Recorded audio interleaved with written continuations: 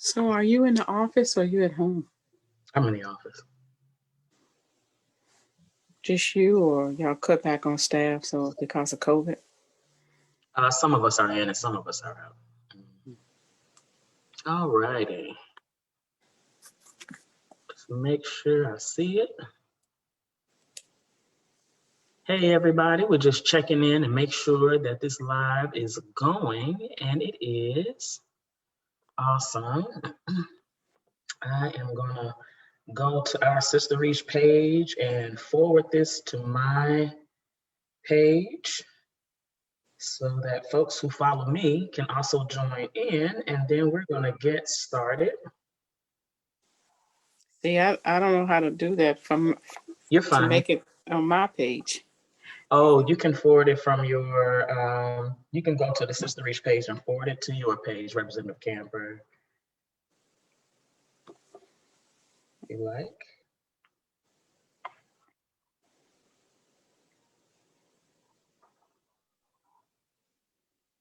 It was my idea to try to do that. Let's see. Here we go. All righty. Hope everyone is doing well today. Happy Wednesday. Happy Hump Day. And now, let's see. All right, it's on my page as well. All righty. So good morning for many and good afternoon for some. I'm Cherisse Scott, CEO and founder of Sister Reach, and we are bringing you another important discussion. And today we have one of our most honored elected officials with us this morning, and we are excited to talk to her, State Representative Karen Camper, who represents District 87, as well as being part of the Shelby County delegation. And for those who aren't familiar with the county, Shelby County is where Memphis, Tennessee is, where not only Sister Reach is located, but where we not only live, but where we have the majority of African-American constituents in the state of Tennessee. Representative Camper is also our Democratic caucus leader, and we are excited to have her with us this morning. We are, good morning, Representative Camper. Good morning, how are you? Thank you for having me. Doing well. Yes, ma'am. Yes, ma'am. Always, always. Today we're just gonna have a nice little discussion, you know, and thanks for you all who tried to tune in on yesterday. This worked out a bit better for all of our schedules. We want to make sure that we could dedicate this time and energy to you. Feel free either on the Sister Reach page broadcast or on my page to leave any questions, and we will address those in a little bit. But today's programming is part of our Reproductive Justice Week of Action, as Sister Reach is a national partner of In Our Own Voice, the National Black Reproductive Justice Agenda out of DC. And we're excited to make our contribution to the RJ Week of Action. Last night, we had a powerful conversation with Black women providers about the state and health of Black women in Tennessee.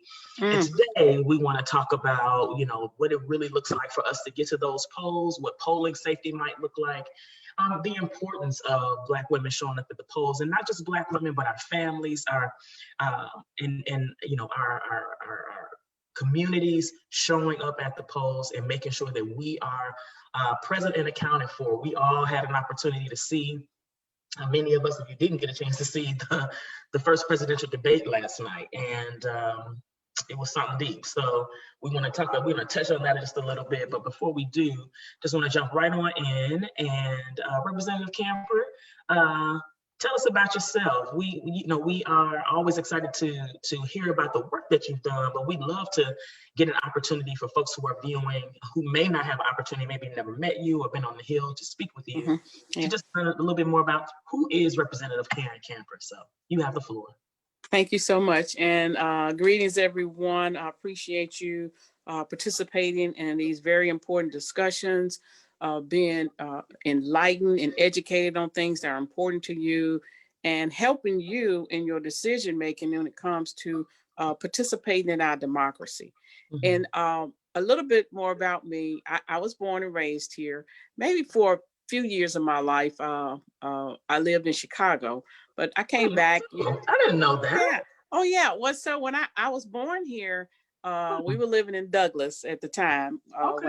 When the house my mom was living in, my parents was living in when I was born is still there. I go by there every now and then. And at some point, we moved to Chicago. And when I was about 11, we moved back.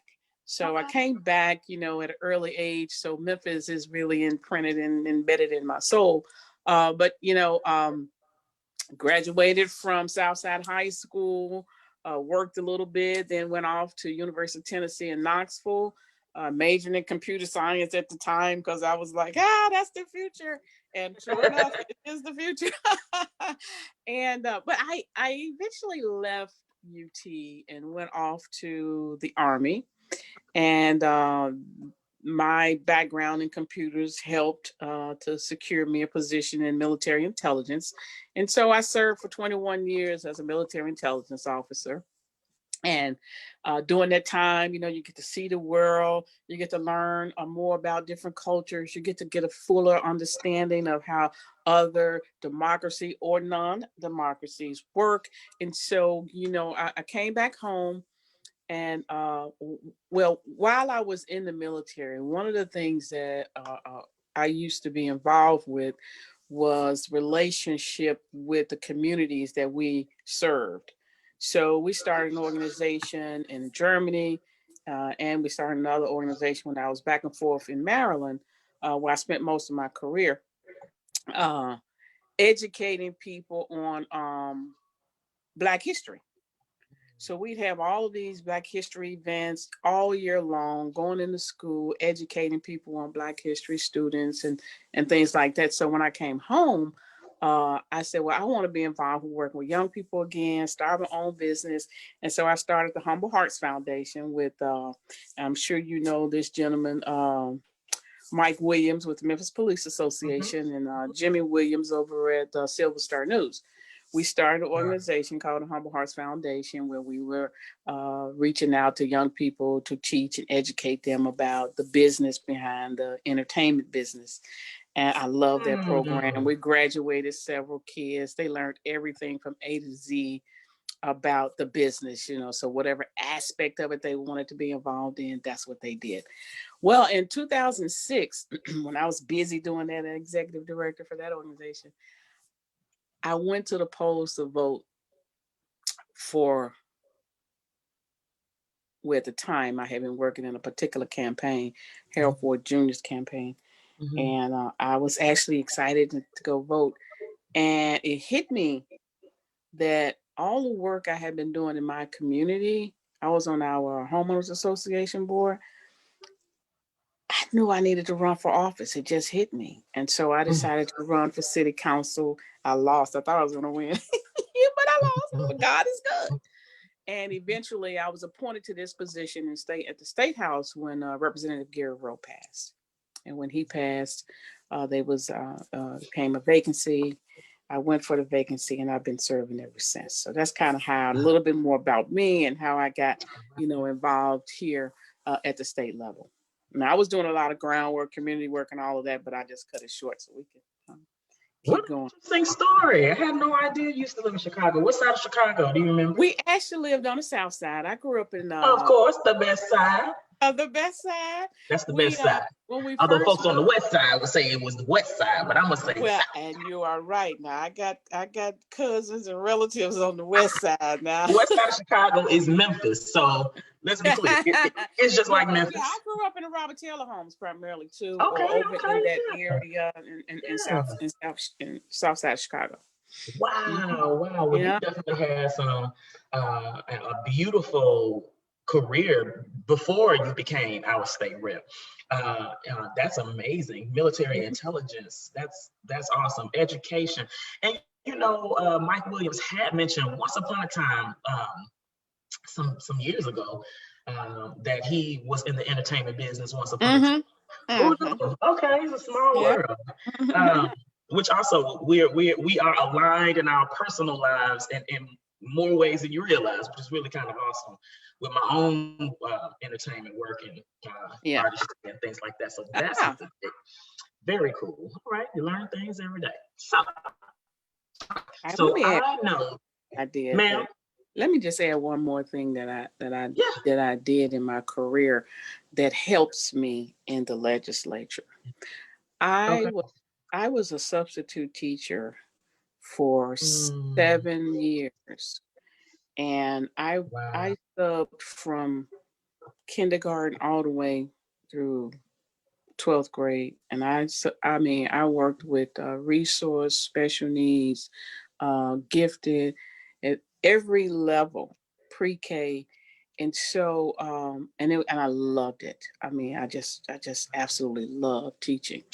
And so that gave me an idea on the ground with education, our system of education, our children, and also that helps me when I'm formulating policy or talking about things as it pertains to our children and our education system here in Tennessee. Mm, we appreciate your not only your service in the military, but also the service of educating our young people. I think people take it for granted. I think we're all, for those of us with small children and having to navigate COVID-19 at home, Mm-hmm. with those young people, a couple of my staff are definitely working from home because they have young children, and it just doesn't make sense for them to come in to this office Mm-hmm. for the Mm-hmm. work that Mm-hmm. they can do remotely. So, glad that we can, do that, but also still recognizing that those sisters probably need a break because they are Yes. home, doing the Yeah. very hard work of our teachers. Yes.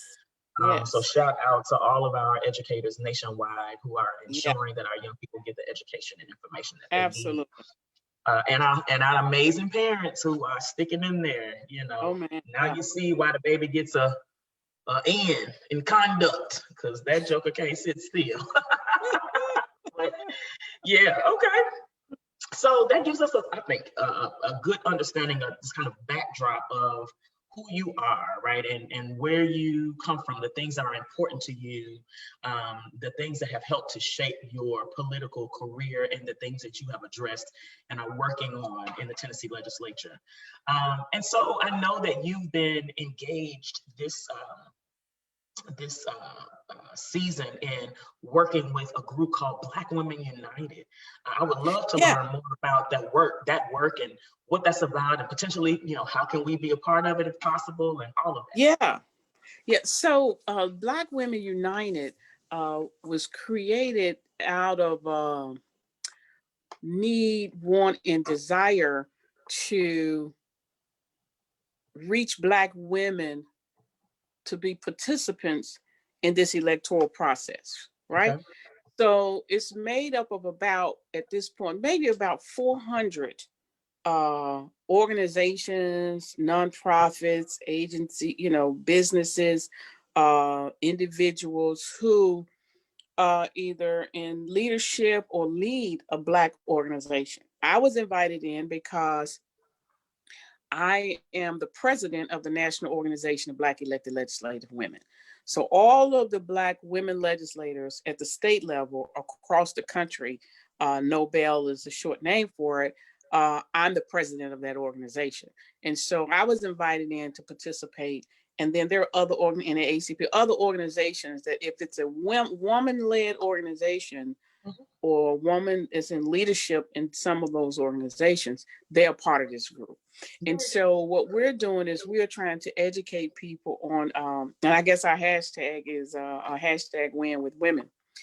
It's always this talk about how we need the Black vote. And it was the Black woman that got this candidate over. It was the Black woman that makes sure people come to the vote. And so we want to support Black women in that. We want to fortify them, educate them on the issues, and get messages out to them that's important, and just get them more involved, one, in the electoral process, but also voter education in this process. So that's kind of how this group came together.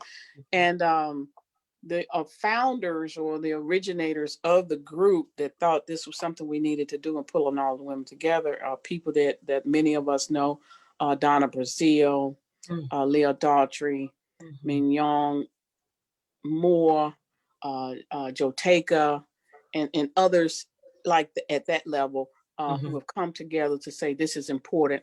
This is one of the most important elections of our lifetime.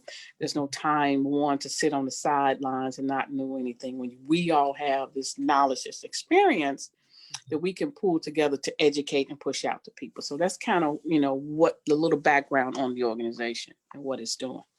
Awesome, awesome. Definitely seems like something for those who are watching, myself included. We're definitely going to follow up to learn more about Black Women United. Yeah. Being a Black woman-led organization here with Sister Reach, I would love to definitely learn more and potentially be a part if possible. And so let's talk about, Black women going to the polls. I think that was for sure one of the reasons why we wanted to have a conversation with you. Also understanding that, in this last presidential election, Black women made up around 94% of the vote, of voting power for, for the progressive vote, that is. Yeah. And and now here we are in the midst of a pandemic, COVID-19 crisis that is definitely already having an impact on voting. We heard more about it in the presidential debate last night. Are you concerned that the pandemic will have an impact on voting for this November election here in Tennessee? What are some of your thoughts on that? I mean, of course, I think it will, but I think people are preparing for it. The more we educate, talk, discuss, explain to people the importance of participating in your democracy, then people are more inclined to participate. So people are preparing for it. Am I going to go to the actual polls? If I go, do I feel safe? Are there mask requirements? Do they have sanitation in place? Is there hand sanitizers at the door? What am I using to push the buttons? So all of those things are in place. So people are just making a decision. Secondly, there are some who are saying, and I understand, my mother was one, who was up in age and don't want to be vulnerable to going. So I'm going absentee ballot. So I'm going to make sure that I request my ballot early enough so I can get it back in. I'm going to make sure once it comes, I fill it out and send it right back so that it meets the deadline dates and I'm not clamoring to say, oh, I got to overnight it and all of that. So I think people are preparing based on what we know about and this COVID-19 and how information changes. And then others are saying, well, I want to vote, but I'm not sure I want to go on election day. It's going to be too many people. I'm going to be standing outside. So I'm going to take advantage of early voting. And so I'm encouraging people, and I'm hearing across the state. I've been going to a few places since I've, got on the other side of my own situation dealing with COVID-19 and hearing from people, and people want to participate in the voting process. So I feel good about, when I voted in August, polling site I went to, and I went to a few just to check out, they were safe. They had all kind of precautions in place. They had gloves if you wanted them. They had disposable pens to use to dispose. So only you get that one, you pick it out of the thing, you touch it. They had the hand stations. They checked your temperature and all of that. So there are things in place. It's safe. I think people who may have some fear that, we did, the Secretary of State now have to honor people who want to vote absentee that don't, excuse me, that didn't meet the other criteria of being over 60 and all of this kind of stuff, that anybody that wants to absentee can. So I think some measures has been put in place to make people feel a little bit more comfortable about getting out and voting. Yeah, this last primary election, I mean, that's definitely something that happened as far as I'm concerned. I thought it was very safe. I had my gloves with me, and I think that's one more thing that we can think about reinforcing folks and encouraging people to go ahead and vote. Put your gloves on, have your hand sanitizer. We just got a shipment of hand sanitizer here at Sister Reach that we're going to be distributing at polling locations. We're looking forward to that. Just so people, it's one thing to use somebody else's sanitizer, it's another thing to have some in your purse, because, I'm one of those types of people, I'm going to put some hand sanitizer on before, during, and after. And after. I'm one of those folks, So, okay. So Yep. I hear that. And so has your office considered or suggested a time extension for voting, given that the state mandates that we socially distance, that people potentially are working from home and teaching virtual school? Has there been any conversation of like extending that time at all? And we're just kind of thinking about all of the scenarios. Yeah. During session, when we were in session, that came up and it was discussed. We're in a super minority. My party is, I'm the minority leader, and as minority leader, it's our role to hold the majority accountable and to bring these types of things to them.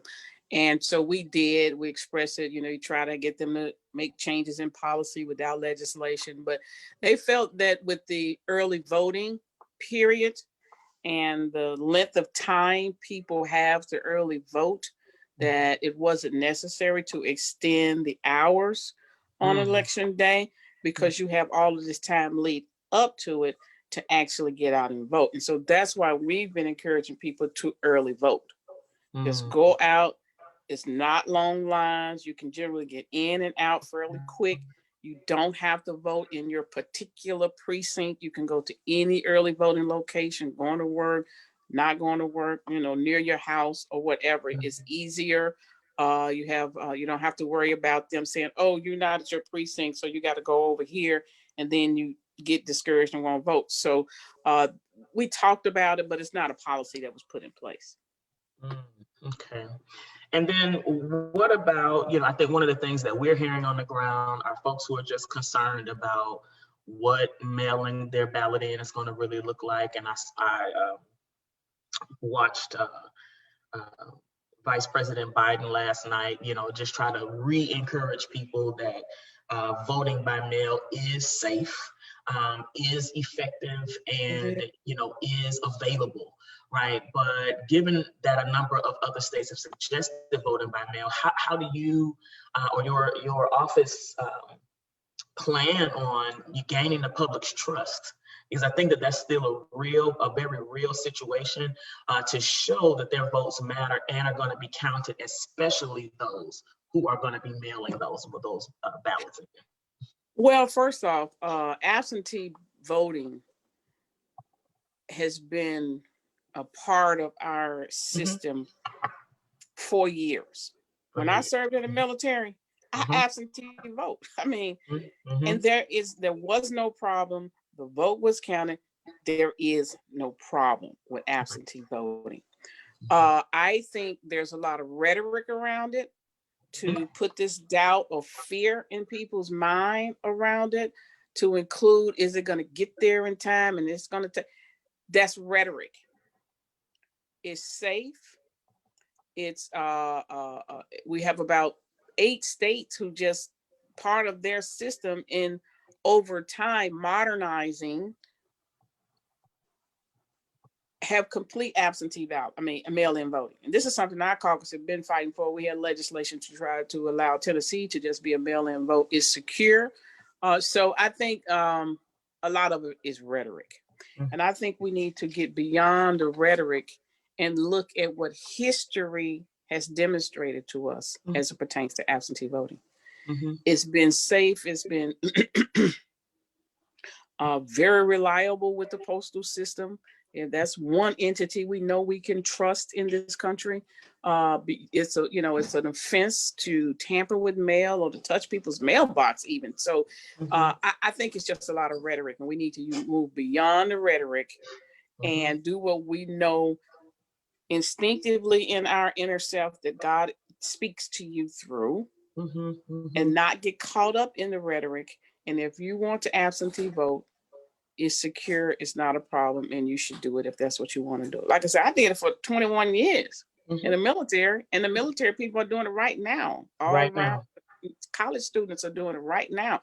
It has never been a problem, and it's not a problem now. Absolutely. You heard it right here, folks. For those who still have some reservations, and you know, I think the very human element of this is we get it. We get why folks are feeling some kind of way about, Yeah. you know, the rhetoric has impacted folks' trust, right? Yes. But there is no problem with absentee voting. Mm. It is safe. It is a tried and true voting option, and it is secure. And we're also wanting to encourage people to send in that absentee Yeah. ballot early. You don't Yeah. have to wait until the last minute, right? You know you don't have to wait until the day of. You can request it online, Hmm. and you can fill it out, and you can go ahead and get your ballot counted among the number of folks who are going to be the hundreds of thousands of Americans, uh, stateside and otherwise, especially our soldiers, our folks in Hmm. the armed forces who will be sending in their voting ballot. We know that our seniors use this option a lot. Oh yeah. Those who are ability challenged use this option a lot. And so, you know, we just want to continue to encourage you. But we wanted to ask. I just wanted to say it. I want you to just be able to say it. Don't believe the hype, folks. Don't Do believe not the hype. believe the hype. Okay, get out there and vote. Okay. And so, what are some of the issues that you've been thinking about that are particularly important to you during this particular legislative session? What do you, um, during Well, this election, really, like, you know, what is it that you are, you know, hoping that folks keep in their mind as they're headed to the polls? so okay, all right. That was trying to get an understanding where you Going talking with.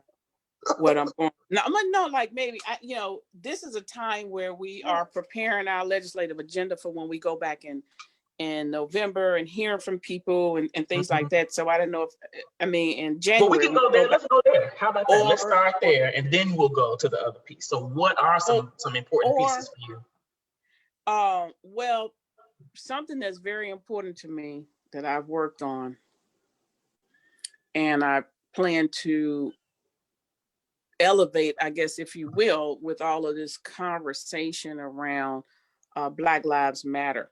Mhm. Um, I've had a bill for a few years, a couple of them, but one or two in particular is about African American Black owned businesses having an opportunity to get more contracts with the state. I'm not talking necessarily about a contract to build a building or to build a stadium.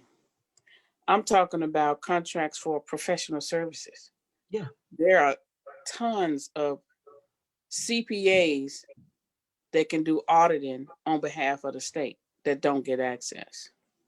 There are tons of lawyers that can do legal work because the state contracts to do this. More Black businesses need to have the opportunity to do that.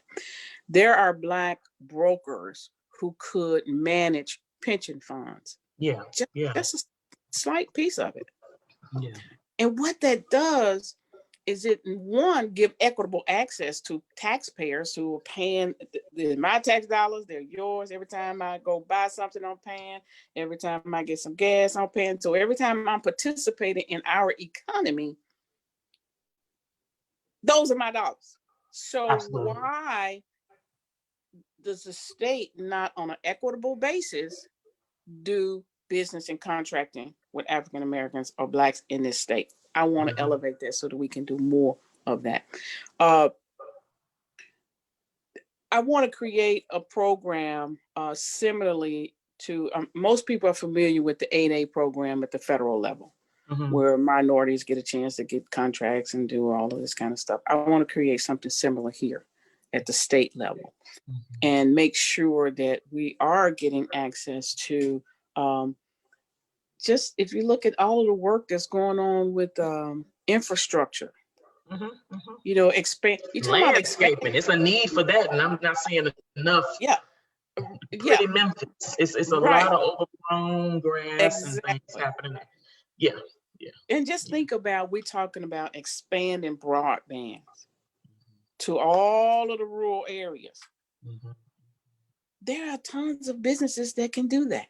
they need to be a part of the process. So that's something that's important to, has always been important to me, but more, something I'm going to push harder for when I go back. The other document that we don't spend a lot of time looking at it as legislation is the budget appropriations bill. Now that's the bill that we constitutionally have to pass as a legislature in order for us to fund government. I think that budget document needs to be reflective of all Tennesseans. No, that's right. So that's something that's very important to me, something that, serving on finance and budget and appropriations, we got to have equity. You can't say on one hand that you believe Black Lives Matter, but then boil it down to just one issue on that. No, if it matters in healthcare, it matters in education, it matters in business, it matters at every single level. And that budget document reflects that. And we've got to change how we are giving fair, equitable access to all the citizens of Tennessee. And that's one way of doing it. Just think about all the small businesses that could benefit from the CARES Act that was just passed and the funding coming down. And I say small, meaning not small in the terms that is used where it's 500 employees or less, $4 million less. I'm talking about the ones that's only making about $250,000 a year or 100,000 a year, but they employ 2 and 3 people. There are hundreds of them across this state. What are we doing for them? And how can we better help and give that group access to participate in our economy? Lastly, and this is kind of like a bill that has gotten a lot of attention during our special session, the protester bill that was passed that, made it, really a felony to protest it, and just taking away people's right to vote. That's very concerning. So those are just some things that are issues like right now here in the present, what's going on, and kind of what I want to do going forward to try to change some of that. That's definitely, and me following some of the bills, some of the legislation that you have crafted or support. I think that has kind of always been a consistent thing that I can say about the work that you've committed to is access. Whether or not one of the most impressive, kind of on the ground advocacy pieces that I know that you were also working on a state level was even around like child support and folks getting their voting rights or their, and being able to get their records cleared or get on some type of payment plan for child support. Definitely thinking about the way that child support potentially, or the lack thereof of being able to pay it, impacts Black men, meaning that it impacts Black votes, and Black families. And Black families and Black family. We have to fortify our Black families. We have to give them a firm foundation to stand and build on. And anytime you are disproportionately impacted any level of within the family, it's hurting Black families. It's hurting Black families. It's just, and so, we've got to support, so you're right. I've done a lot of work. And in thinking about folks going to the polls, just kind of the part B of where we were going with this question. Are these some of the things, the budget appropriations bill, minority contracts, and even equitable, and I think that protester bill is serious, right? Because of course, doing reproductive and sexual health over here at Sister Reach, we're always making sure that folks understand the importance of sex education access that is comprehensive, those types of things, making sure that young people, have, and young adults in college have access to intervention and prevention information that they need about their health and wellness. But even being able to express your disdain with a community, with a state, with a structure that is impacting Black life very specifically, and trying to have a physical response to multi-layered oppression against Black communities and Black bodies. I think it's really important. I'm glad that that's something that's of concern to you, and that you are concerned about the ways that the protest bill even further can marginalize Yeah. folks of color, especially Black folk in the state. Mm-hmm. Yeah, absolutely. But even thinking about the healthcare, I think that one of the things that I want to make sure that I lift up is thinking about, this state has still not expanded Medicaid. We still have folks who cannot afford to afford the marketplace. So that means that folks can't afford to get their teeth cleaned. They can't afford to get a mammogram. They can't afford to get, a pap smear. They can't afford to get a colonoscopy. These things matter to just regular intervention and prevention. Yes. And making sure that I agree with you on that. I actually had Medicaid expansion bill this year earlier in session before we shut down. And when we shut down, we only dealt with the budget. We just, we had to, get to the immediacy of COVID-19. But what this bill would have done, one, is expanded Medicaid, but it would also, the second piece to that was to show how within that appropriations bill that I was talking about, how expanding Medicaid would be folded into the appropriations bill to see how we would pay for this, how much money would come in, where the money would go, and kind of, how it would make us a healthier Tennessee. Absolutely. How we would be able to save some of our rural hospitals that are closing. Perry County is concerned right now today that they may be about to lose their hospital and access to care. Yeah. And so that's what these two bills would have done. But like I said, we had to put it off because of, when COVID-19 hit, we just kind of shut down, and everybody's bills was kind of like, no. And we had to agree on certain bills that Democrats wanted, certain bills that the Republicans wanted or needed. And we negotiated what that list would be. And then both sides agreed that that's all we would do. So yeah, you're right about Medicaid expansion. Another bill that's very concerning that passed was the Medicaid block grant. Now, Medicaid block grant is which one? Oh, the Medicaid block grant, which is we a wrote block, a testimony now. Just a block of funding for the Medicaid population.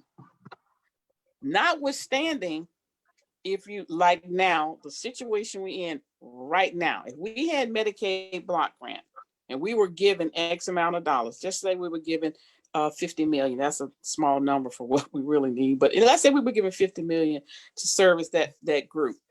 The way it works is going forward, that's your amount. So here we are in the middle of COVID-19. People are, at home unemployed. They may now need to access services and get, Medicaid, but you can't do it because you can't go over this dollar amount. You're locked in. So you're going to, by locking us into that dollar amount, there will be people who are eligible for the services, but can't get it because we can't fund it. With the system the way it is, you have Medicaid. If you're eligible, your tax dollars, this is the money you send to the federal government every year when you pay taxes. Yes. Your tax dollars that you cannot access with this block grant. It's disturbing. Now, the thing about that is it has to be approved at the federal level by CMS. At this point, it hasn't been approved. If it is approved, it would be we would be the first in the country to do this. And I think it'll set a dangerous precedent going forward. Wow. Yes, absolutely. Well, okay. I hope you folks are enjoying yourselves so far, tuning in to this important discussion with Representative Karen Camper, and we're talking about voting here in Tennessee, poll safety, the impact of legislation on Black communities very specifically, and poor communities across the state. We recognize, Black folks make up about 17% or more of the state of Tennessee. Mm-hmm. So though we are a smaller percentage of the state, we do represent some of the highest numbers of folks who live with chronic disparities, whether it be economic, health care, mental health, it doesn't matter. But that we also have folks who are low income, folks of color, white folks who also live in this state, who do not have proper access to what their taxpayer dollars are paying for. That's correct. So I appreciate us having this type of a conversation and you addressing some of that. And I'm thinking about our young people. Like, this is my son just turned 18 in September, and on September 11th, shout out to my son Joshua. Oh, okay. Yep. And so this will be his first time voting in the presidential election. So I was like, come on, birthday, let's do it. Yep. Sign up. Matter of fact, I think I sent his stuff in before his birthday because I didn't know what to expect, and I wanted to make sure he had his voting card, so, oh my goodness. So what are you all, your office, working on ways to mobilize young voters to get to these polls this time, especially young voters of color? How are you all working on that, or what are your thoughts about that? Well, actually, yes, I am. I've done a few Zooms, town hall kind of meetings talking about it. I have one, matter of fact, next week. No, it's this Friday. I have one Friday with a group of students at Fisk to talk about the importance of voting. So yes, we are doing that. The caucus is doing a lot of outreach in communities and, across the state to reach, and ask, people to sound the message, hold conversations, get out, obviously a lot of it is via Zoom right now. But yeah, we are trying to make inroads in that way, maybe texting, since a lot of young people are on text, put ads in social media because that's where they are, and trying to meet them where they are. I know that the Biden campaign has been doing a lot of what they call shop talk, where they're going and just holding conversations with young men, and sons and fathers in barbershops and things like that. So it's a multitude of things that's going on. But yes, our office is involved in that, and our caucus in particular. Now, I'm on the legislative side, not the political side, as the leader. Okay. As the leader is our legislative side. Chairman Stewart is our caucus side, and that's the political side. But we're all working in tandem to try to make sure we get the word out. Absolutely. Young folks, we want you all to show up at the polls. We do, because what the other thing, though, for young people is it gives them an understanding and appreciation of our form of government. Our form of government is a democracy. And in a democracy, the people have to be involved, have to participate in order to get your views, your voice heard. So that's part of your franchise when you enter this government.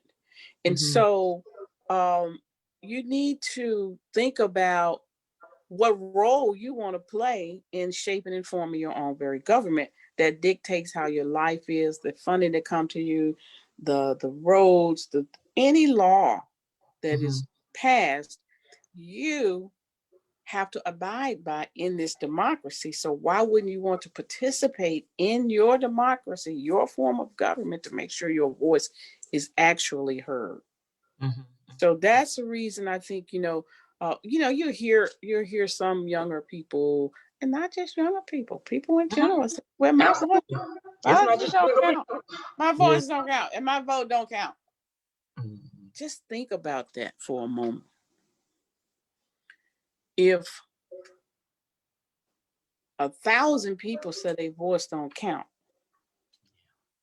and they don't vote, but they wanted a particular candidate to represent them or represent their voice, and that candidate lost by 800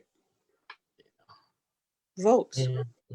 So all of those 1,000 who could have been a part of democracy could have shaped that election. Mhm. So yeah, your one in your mind doesn't count. Mhm. But if 1,000 people saying that, then all of those ones equate to 1,000. It did count. And so we got to get out of the mindset that my one little vote don't count. We're just thinking about the race in Knoxville. We had in the primary, what's the primary? Yeah, in the primary in Knoxville, he won by 23 votes. Wow. 23. Just think of those 24 of them had said, my one vote don't count. Yeah.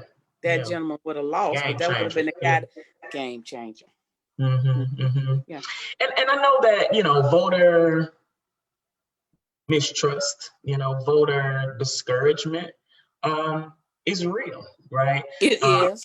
and during the primaries, many areas in Tennessee experienced a number of last minute polling site changes, right? What advice would you share with voters to get the most current information leading up to election day and on election day? Well, since most people are online, most things are Mm-hmm. online, and right Yeah. now, COVID, it's difficult to go into the election commission. But I would get familiar with your local election commission. Yeah. I would just get familiar with the services they provide. I would get familiar with just getting to know the people there. So when they see you coming and they're more, they'll help you out, register to vote, give you forms to go get other people to vote, or online, you can go to, at the state level, you can go to govotn.gov. Mm-hmm. And it's a lot of information there. On the local level, you have, for us, it's shelbyvote.com. And Mm-hmm. people can go there and just click around and see all the things. Here's something that's important to me, which you've already said about restoring your rights to vote. Mm-hmm. Who knew? Most people probably don't know this, but I'm going to share it. At Mm-hmm. the election commission, actually, you can go on their website, download the form. There's a form on there, a certificate for voter restoration. Mm-hmm. They can help assist you get your rights back to vote. Mm-hmm. Most people think it's a hard, and it is kind of sort of convoluted in our state, the different routes and all of that stuff. But the election commission can help you. There's a form, it's a certificate that you can fill out, and you can go get an attorney to help you fill out so that you can file it and they can file it. And then there's a lot of pro bono work around helping people to this end. Mm-hmm. So Mm-hmm. you can go to the election commission and just learn about that, get familiar with the form so that you can go and get your rights restored. There's another site that the Black Women United kind of has gathered around, is iwillvote.com.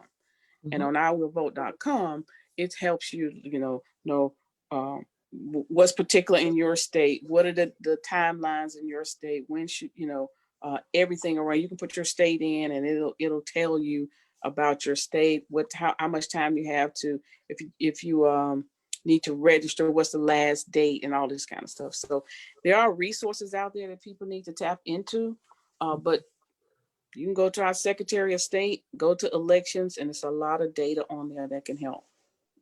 Very good, very good. So, folks, the information is out there.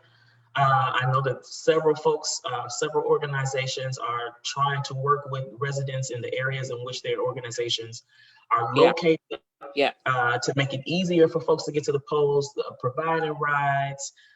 We're even thinking about, what ways we can think about trying to help folks, especially who have transportation challenges, even to get to the polls. I don't know. We're trying to figure it out. Is it going to be Uber rides, or what are we going to do? Give some yeah. vouchers out so people can get to the polls and get back home. Mm-hmm. So thank you for Yeah. that.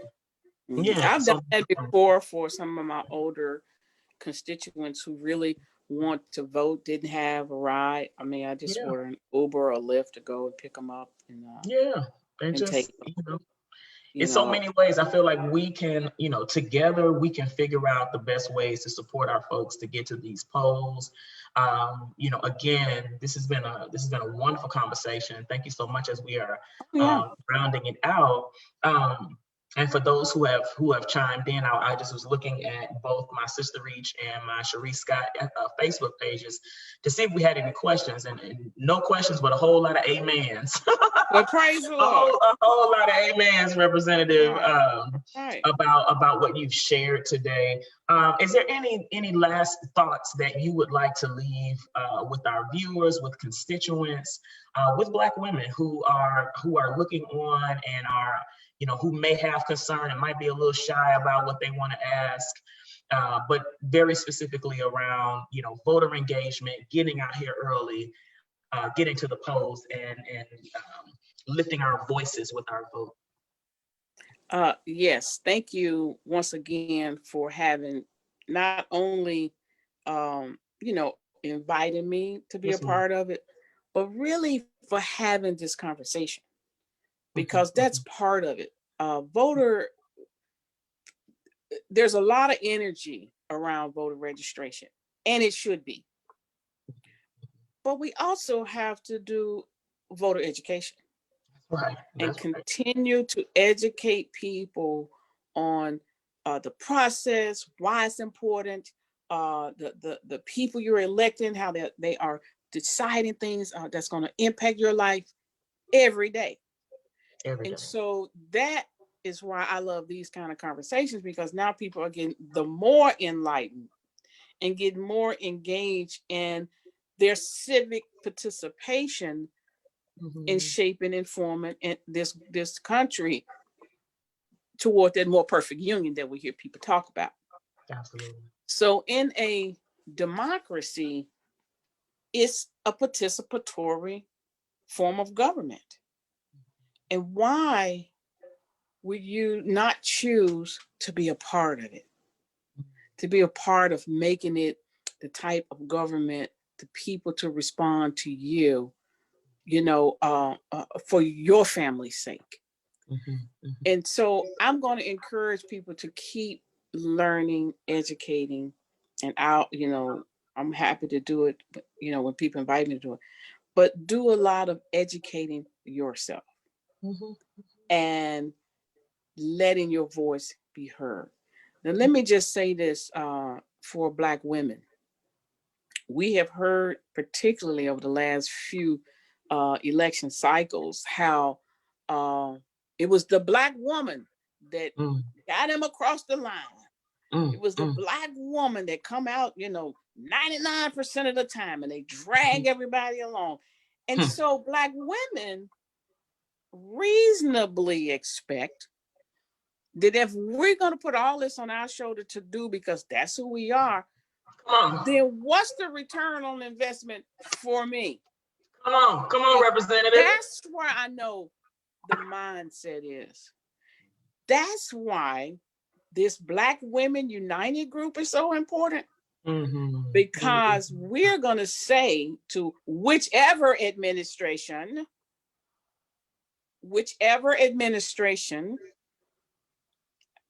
this is our government. We have participated in the process. We have sent our funds from our families to ensure that it runs. We will have a seat at the table. That's We're right. going to demand it. That's right. And then once we get there, we got to make sure that those voices are heard. Mhm, Make mhm, sure that access is granted, to make mm. sure that you're equitable and you're looking at things that are important to us and our families. That's important.